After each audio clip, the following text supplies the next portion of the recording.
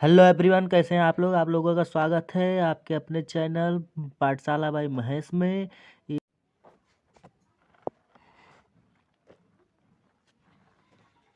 कक्षा 10 के विद्यार्थियों के लिए चैप्टर 1 में सबसे कठिन अगर कोई क्वेश्चन लगता है तो यही लगता है। सिद्ध कीजिए कि √5 एक अपरिमेय संख्या है, जबकि ये सबसे सरल क्वेश्चन है। ये क्वेश्चन पेपर में आता ही आता है 3 नंबर में।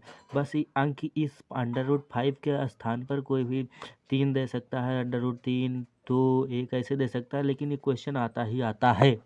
तो आज की इस वीडियो में हम सब लोग ये क्वेश्चन को सॉल्व करने वाले हैं। बहुत ही सरल मेथड से सॉल्व करेंगे। आपको इस वीडियो को देखने के बाद किसी और वीडियो को देखने की ज़रूरत नहीं है। तो चलो शुरू करते हैं इस क्वेश्चन से। तो सिद्ध करना है कि सिद्ध कीजिए कि √5 एक अपरिमेय संख्या है। तो अपरिमेय चूँकि हम सब लोग जानते हैं √5 एक अपरिमेय संख्या है, लेकिन हमको सिद्ध करना है। कैसे सिद्ध करना है, आइए चलो शुरू करते हैं। तो हम सबसे पहले इसको सिद्ध करने के लिए जैसे जैसे मैं लिख रहा हूँ सेम ऐसे ही आपको क्वेश्चन पेपर में लिखना है, जिससे आपको जैसा आप लिखते हैं वैसे ही टीचर आपको देता है। तो शुरू करते हैं। इसको शुरू करने के लिए सबसे पहले लिखना रहता है माना कि, चूँकि हम सॉल्व कर रहे हैं अंडर रूट अपरिमेय संख्या, तो हमें मानना पड़ेगा माना कि √5 एक परमीय संख्या है। तब परमीय मानेंगे तो उसको जो परमीय है उसको सिद्ध ना हो पाएगा तो अपरिमेय सिद्ध हो जाएगा। माना कि √5 एक परमीय संख्या है।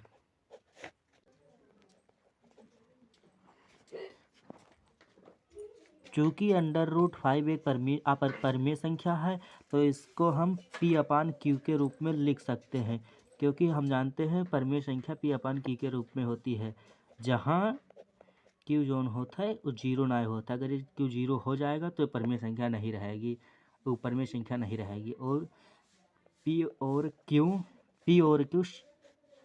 पूर्णांक होते हैं। ये स्टेटमेंट लिखना होता है पेपर में, देख लीजिए। जो कि पूर्णांक होते हैं। अब हम इसको गुणा करेंगे, इसको इससे गुणा करेंगे, तो देखते हैं क्या होता है। इसको लिखेंगे तो P बराबर ये आ जाएगा √5 आएगा, तो P बराबर हो जाएगा √5Q। अब इसके आगे क्या करना रहता है, स्टेप बाय स्टेप देखते रहिए। अब यहाँ पर वर्ग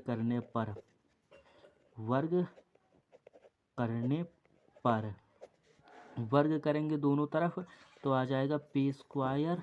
अब √5 का स्क्वायर करेंगे 5 ही रहेगा, और Q का स्क्वायर Q होता है। अब यहाँ पर हमें एक स्टेटमेंट देखने को नज़र आ रहा है कि P² जो है 5 से विभाज्य है, तो हमें लिखना भी पड़ेगा P²,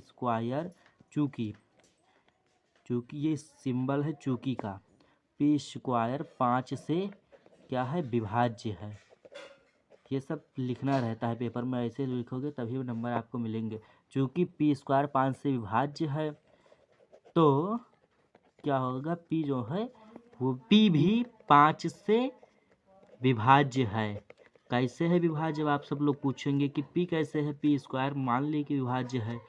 देखिए कैसे होगा, चूँकि देखो 3 का स्क्वायर अगर हम करेंगे तो 3 का 9 आएगा, तो 9 को अगर हम विभाज्य करेंगे तो 3 से हो जाता है विभाज्य, इसलिए P भी 5 से विभाज्य होगा। अब आगे हम क्या करेंगे, जो संख्या, अब हमें यहाँ P बराबर मानना पड़ेगा कोई भी संख्या, जैसे कि मान लिए 5R। अब ये P बराबर 5R यहाँ पर रखना पड़ेगा इसके जगह। तो आगे चलो रखते हैं मान। तो अब यहाँ P बराबर 5R² है, यहाँ स्क्वायर है, तो यहाँ पर क्या है 5QR, 5Q² है। हाँ, तो 5Q² हो जाएगा। अब इसको स्क्वायर को खोलना पड़ेगा। 25R² बराबर 5Q²। 5 को इधर लेकर आएंगे बटे में, तो यहाँ पर बचेगा 25/5 बराबर Q²। अब इसको काट देंगे तो 5R² बराबर Q²। अब जहाँ 5R² बराबर Q² यह बचेगा। अब यहाँ पर यहाँ हमको देखने को मिलता है कि क्यू स्क्वायर भी 5 से विभाज्य, तो यहाँ लिखना पड़ेगा, एक एक स्टेटमेंट लिखना रहता है कोड में, तभी 10th में नंबर मिलते हैं। लिखेंगे क्यू स्क्वायर 5, चूँकि क्यू स्क्वायर 5 से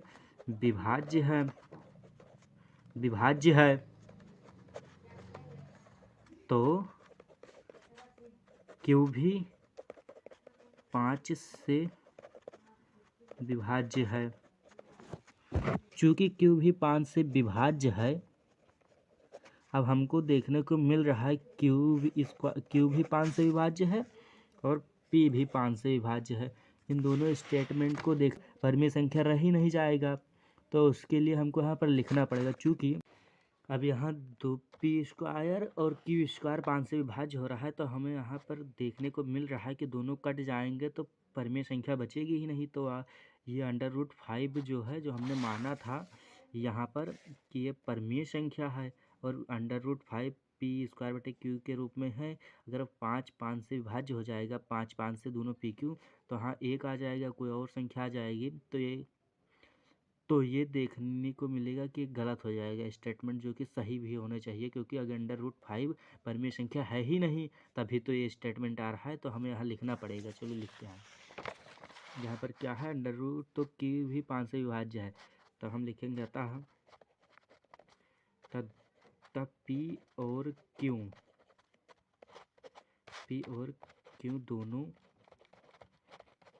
दोनों विभाज्य हैं, दोनों 5 से विभाज्य हैं, 5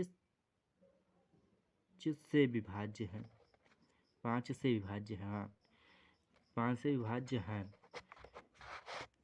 5 से विभाज्य। तो अतः हम यहाँ लिखेंगे अतः हमारी अवधारणा, हाँ अवधारणा मत लिखिए, हमारी परिकल्पना लिखिए, क्योंकि हमने कल्पना की थी कि परिमेय संख्या। अतः हमारी परिकल्पना गलत है, अतः हमारी परिकल्पना गलत सिद्ध हो गई, गलत सिद्ध है। चूँकि इसीलिए √5 एक परिमेय संख्या नहीं है। √5 एक परिमेय संख्या मैंने इसे लिख दिया है, आप पूरा लिखेंगे पेपर में, संख्या नहीं है। तो यहाँ से सिद्ध हो रहा है कि √5 एक अपरिमेय संख्या है, अपरिमेय संख्या है। यही आपको हेंस प्रूव्ड लिख देना है, हेंस प्रूव्ड, बस यही आंसर हो जाएगा इसको। बस आपको यही फॉर्मेट जैसे लिखा है वैसे शुरू से अंत तक आपको लिख देना है, आपको 3 नंबर मिल जाएंगे। और ये क्वेश्चन पेपर और ये क्वेश्चन बोर्ड में आता ही आता है, चाहे आप देख लीजिए कोई भी PY के क्वेश्चन उठा करके, ये आता ही आता है। अगर आपको किसी और टॉपिक और वीडियो चाहिए तो बताइएगा वीडियो कैसी लगी। अगर कोई त्रुटि होगी तो अवश्य बताइएगा, मैं उसको सुधार करने की कोशिश करूँगा। धन्यवाद आप लोगों का।